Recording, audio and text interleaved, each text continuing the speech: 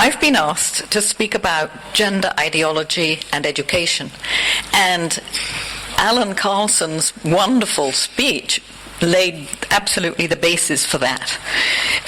This gender ideology has been a well-laid plan of Marxist philosophy, which is basically diabolical, I think most of us agree, contradicting, as it does, all those things which allow mankind to thrive. That is family, property, freedom, self-sufficiency, the fulfillment of each one's talents and potential. The Marxists want control of each individual, and these intellectual Marxists managed to infiltrate important departments of the UN and are actively pursuing what they call world government. As stated forcefully by Antonio Gramsci, one of their own, an Italian communist of the 1930s, communism will not be able to be imposed until faith is destroyed.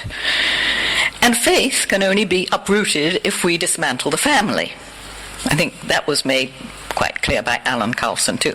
And so, as other means of imposing communism have in the end been rejected, the path of Antonio Gramsci has been followed intelligently and successfully so far.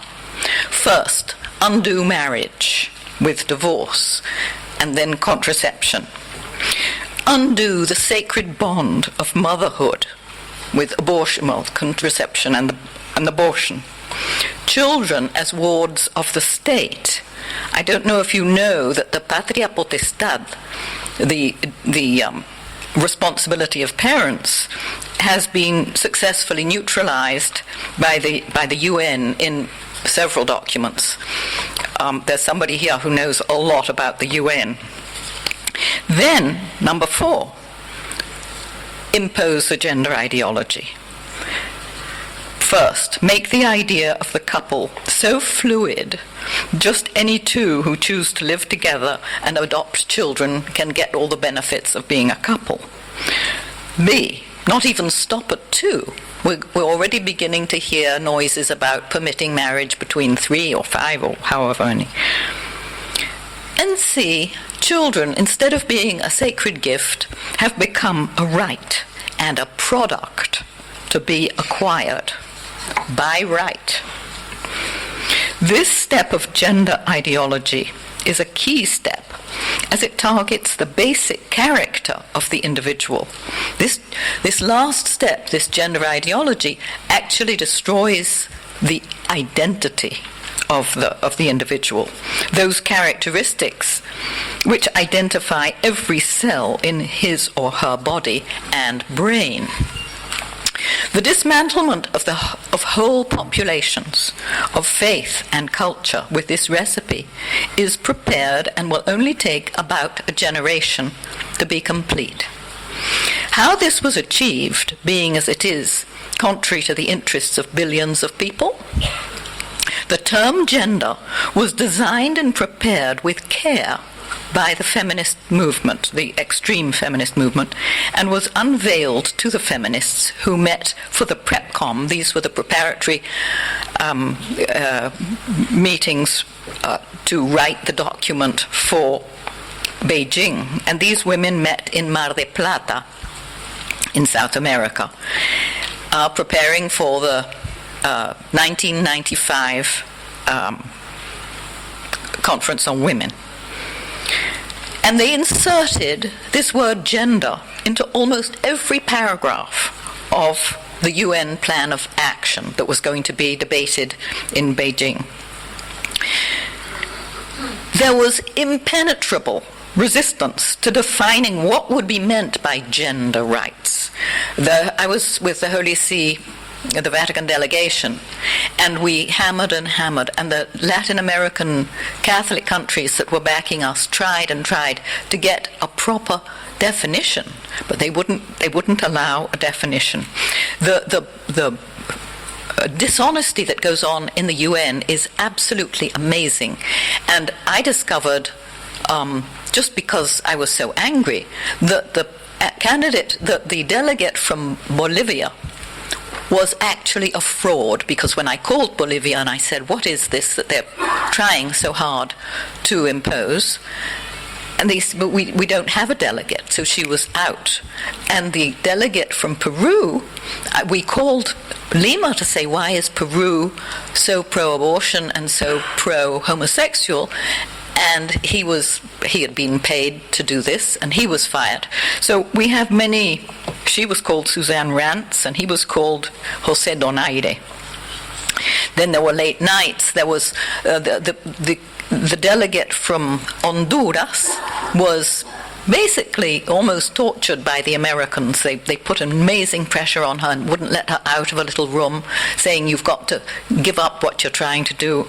But so in the end, we all went to Beijing, and so many countries were against this gender thing, but they were only allowed to take reservations. 61 countries objected to this gender thing, but they were bulldozed. That's almost a third of the countries. So what they're working for is the destruction of all the structures of our Judeo-Christian culture. Genesis is to be dismantled, well, is being dismantled. Man and woman, he created them, out. Be fruitful and multiply, out. Care for and submit the earth. Look what they're doing with the global warming thing. They're going to try and prevent us from using the earth as it should be used. Since adopting the gender ideology, unbeknownst to the public, several intended consequences have happened. The transgenderism has become so common.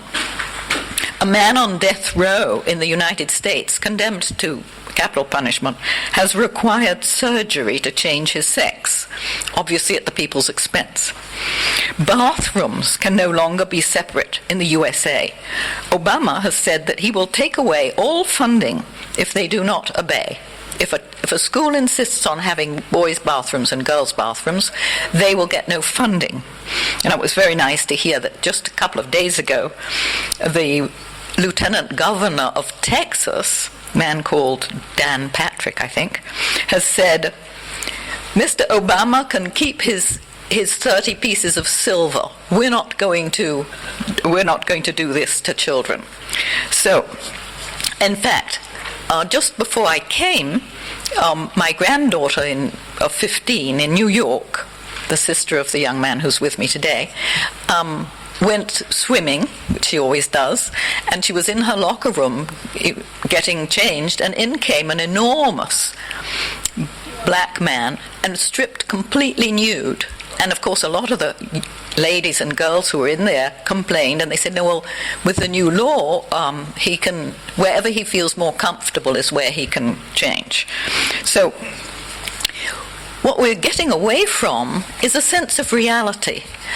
Video games, virtual games, special effects in the films, everything is unreal. And children are being separated not only from the culture, the Christian culture, the Judeo-Christian culture, they're being separated from reality with all these things. Now, what is being lost? A lot of liberties are being lost. It's now becoming illegal to teach natural marriage. It's illegal to have separate bathrooms. There's a prohibition now of treating those who have what's known as gender confusion. There's a case in the United States just recently, a father was obliged by the judge to dress his little boy of 8 as a little girl and to treat him as a little girl, because at 8 he thought it might be more fun to be a girl than a boy. And it's getting very serious.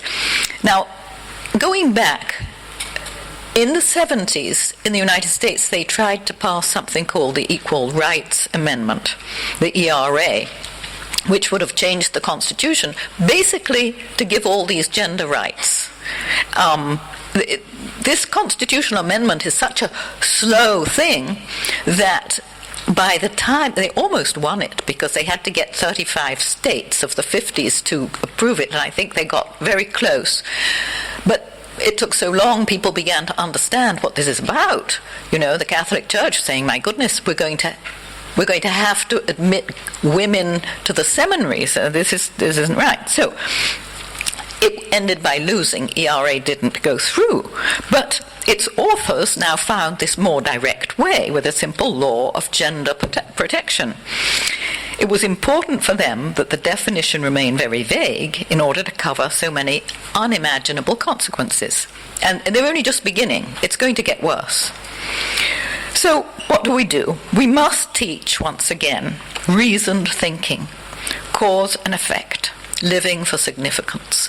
But the reasoned thinking, this is the most important thing, because if we look back, at least those of us in developed countries, we will see that education has become more and more by rote, less and less by reasoning, less and less creative writing, and we find that children can't carry a tune because they haven't been sung to by their mothers, and they don't know how to reason something. So our response in Venezuela, you may know that I'm also French and English, and lived in the States, so I was seeing all these things happening, and I was able to put them together. And what we did, watching this over 30 years, since the 60s and 70s, and the first thing that triggered it was the obscene sex education, the quasi-imposition of abortion in most countries. We've managed to avoid it in Venezuela, but it's going forward, as is euthanasia in the advanced countries. So then there's the abuses of organ gathering and unnatural conception and the commercialization of babies. Okay? So we collected internationally the best minds we could find in anthropology to have a real understanding of the human being and how the human being works, and that doesn't change. Education, child psychology, and storytelling. And we have created a program for the schools. It starts in first grade for 5 or 6 year olds and goes grade by grade all the way up to 18. This is an enormous work because it's 13 books of 200 pages, 35 chapters in each. And then each grade has a teacher's guide as well, so that we have to educate the teachers, and they love it. Actually, the teachers are most grateful because they begin to understand their vocation as educators. So these books show, through the story of a group of boys and girls growing up, how to understand, face, and respond to the complicated situations they encounter as children, as adolescents, and as young adults who have to learn what they want in life, how to hold their own, how to negotiate and take decisions. This program is called Alive to the World in English, Aprendiendo a Querer in Spanish, and has many other names because it's now being printed in 8 countries, in 7 languages, including Korean and Polish and Hungarian. It is in all countries of Latin America where it's been very successful in calming the violence in the most difficult and violent towns and cities. That's an interesting fact because these kids who are brought up in chaos are immediately, it's like putting a train on its tracks. They immediately understand how to be somebody, which, as Viktor Frankl said, is the highest ambition of people, is to have significance. We are intent on raising a new generation worldwide that develops and leads with a real understanding of the advantages of virtue. The confusion of the 20th century must be abandoned and a return to right reasoning championed.